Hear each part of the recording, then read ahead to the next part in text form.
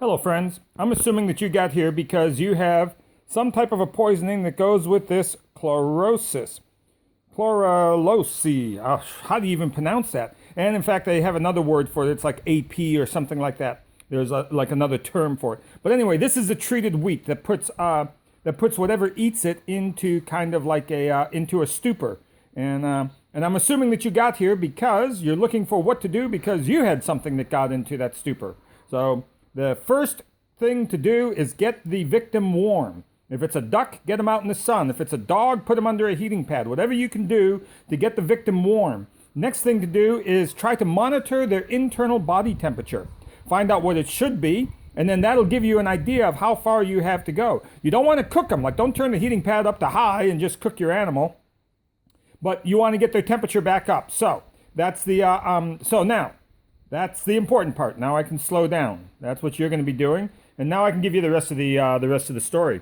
See, we live here, and sparrows took over the place. Look at this. They tore down. This was all covered with insulation, and over like about the last 5 years, these sparrows have gotten in here and tore. They start to make a hole like that. Then they go to that. You can see a nest out there. Then they tear the whole thing down. You can see it there. And then here's like another area. See, they're starting in here now. See, we get like, right there, they're tearing a hole. That hole is probably 3 times the size that it was 2 weeks ago. And we've tried everything, man. We tried putting this type of netting over it. It starts off, it's got metal netting right up there, but they go right through it. And like there they are. See, they're tearing a hole there. They're tearing a hole there. They haven't gotten through yet, but they will. And so finally, I was talking to the local farmers and everything. I was like, hey, what do you do about this like sparrow attack? We probably have 250 sparrows living underneath our carport, and they're just tearing the place up. And he said, well, we don't like to use it, but when we get out of control, we go and get this treated pest off. And we put it in a little cup and put it out there, and the sparrows eat it, and that's it. They die. And the way it kills them is it attacks their brain stem, isolates their brain stem, and they just kind of go limp. And when they go limp, then what happens is they kind of like land out in the field or something, and they just die of exposure. They die of hypothermia. Which, if you're going to die, that's probably not a particularly bad way to die. But what happened was, see, I took a little cup and I put it right up there in that corner, all neatly. And we're talking like 2 tablespoons now. We're not talking like, I didn't like, you can see this box is still full. Like, like there it is. It's pretty much unused. So this story I'm going to tell you happened all from like 2 tablespoons of this poison wheat. So anyway, so the sparrows go in there and they eat it, and the sparrows disappear. But like sparrows being sparrows and being kind of smart, they all got together and they pushed that cup off of that little ledge, and it landed down here. And when it landed down here, then what happened? Then my ducks, I love my ducks. Here's some of my ducks right here. Then those ducks right there, and that big white one right there, which is like a full size, maybe even bordering on goose. They're Muscovies, so they're actually geese. But anyway, so that duck right there, he and my 2 favorite hens, those black ones that are with him right there. Look at them, they're all having their dominance things over there. They all ran in here and like, oh, free wheat. And then I came out to feed them, which was like, an hour later or something. Or no, not even that. I'm going to guess it was like, 20 minutes after all of this or something. And I came out and my 3 ducks are laying over here where they normally kind of stand like, hey, you ever going to feed me, Mr. Farmer? And because I come out and feed them in the morning. And there they were laying kind of all droopy. Their necks doing the whoop, whoop, left to right thing. And we said, uh-oh. So we grabbed the ducks, and the first thing we did was, because it was a nice sunny day like it is today, and we ran them on over and we put them inside that greenhouse over there. So we put them inside the greenhouse, and that was the first thing we did, because we were trying to get them warm, because that's the basic antidote. Don't let them get into the hypothermic condition. Okay, then I called around to the bird rescue centers and said, hey, what do I do, man? My ducks got into the poison. And they gave me a big lecture about why it's so bad to use poison. It's like, yeah, I know, but I'm losing my carport.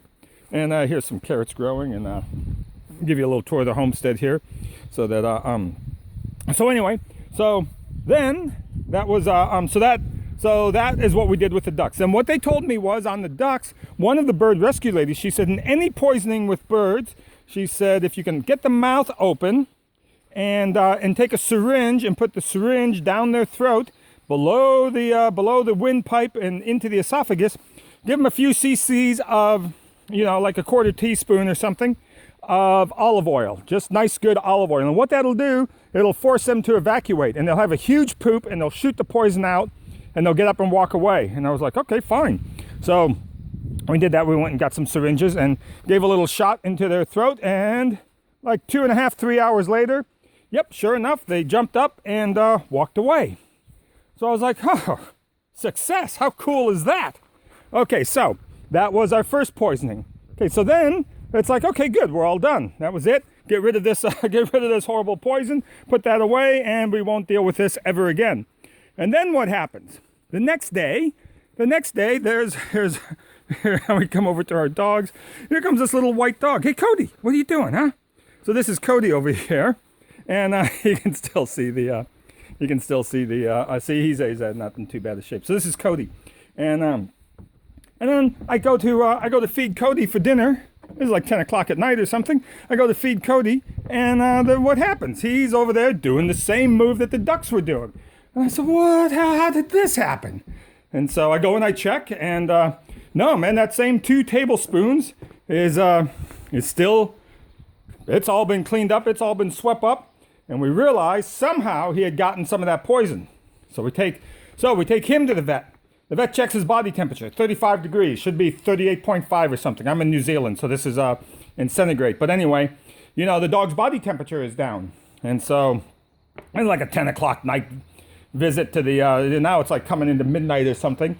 And so anyway, so that's what happened. So now we take the dog, we get him warmed up as much as we can. I bring him home, I put him on a heating pad, set on number 1, and I sleep next to him. And boy, his breathing went all the way down to just about nothing.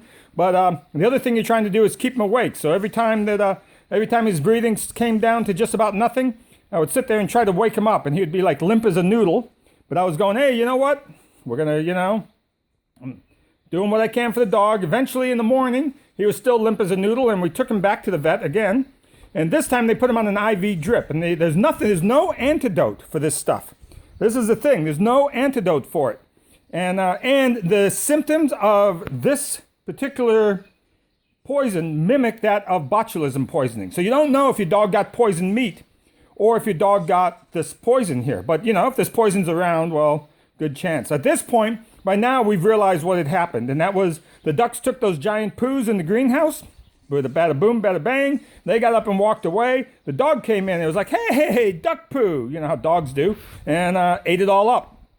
And that's it. Secondary poisoning. We're pretty sure that's what happened. Hard to know, but there's no more of this stuff out there. That was it. There was a one-time shot. But anyway, where else could I guess it could have eaten, one of the birds. It had eaten a grain of this stuff or something. I suppose that's possible too. Because, there were a few dead sparrows around. You can see we're pretty much clear of sparrows in here, though. And they're all out there. You can hear them. And this is like bird territory, so that's a tui up there. That's a really amazing bird, man. They can make such great bird noises. Anyway, so, we didn't want to kill our birds, but, we had to reclaim the carport.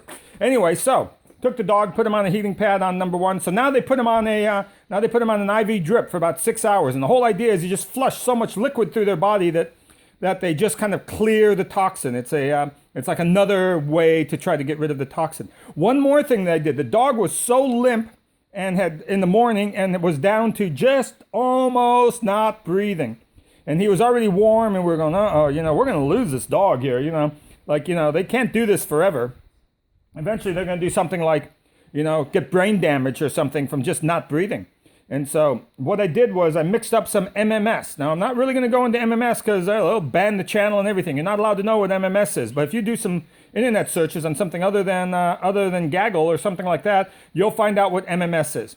And Miracle Mineral Solution. And I mixed up a Miracle Mineral Solution, just a few drops, and I put that into a syringe. And I'd been putting water down his throat already, trying to keep him hydrated. but I put some of that MMS in, and within 15 minutes, his head was up. Like, that's a toxin breaker. So, and I had also read that it's a toxin breaker for botulism. So anyway, so I mixed it up, I shot it down his throat, and that was one of the things that seemed to make a big difference. I mean, it's all anecdotal, it's one dog, how do you know? But anyway, hopefully I'll never have to go through that again. So that's the story. So the number one thing you got to do is get their body temperature up. If you get their body temperature up, you got a good chance. So that was 3 ducks and 1 dog, and we saved all 4 of them. And I think I've about had it with this particular poison here. I don't think I'm going to use that anymore. Okay, thank you guys. That was it. I just wanted to put that out there because there was nothing. I did all kinds of searches, and there was nothing but these scientific papers. And my vet, they had only seen this once before with this stuff, and she had to call the other vet who had been through it once, and they all were through all these scientific papers and everything, because that night after I left, she said she spent about 2 more hours sitting there reading, trying to figure out what to do when this happens. And of course, not much to do. That's it. Keep the body temperature up and keep them moving. Keep them working, and keep them. I kept taking the ducks and picking them up and pumping their legs. And I kept taking the dog, and I'll roll them over on his side, and I'll roll him over on the other side. Then I'll rough him up a little bit. Come on, get up. And I tried to get the dog moving. And eventually, all that seemed to have brought him over just over the line. And you think about it, a few duck poos that the ducks had eaten this stuff, it doesn't take very much. This stuff is really toxic. So anyway, that's it. I hope you guys get through. Leave it in the comments if you made it through. There's no other real videos on this particular poison. That's why I'm making this, to give you our experience, and hopefully you guys will make it through too. Okay, good luck out there. Bye-bye.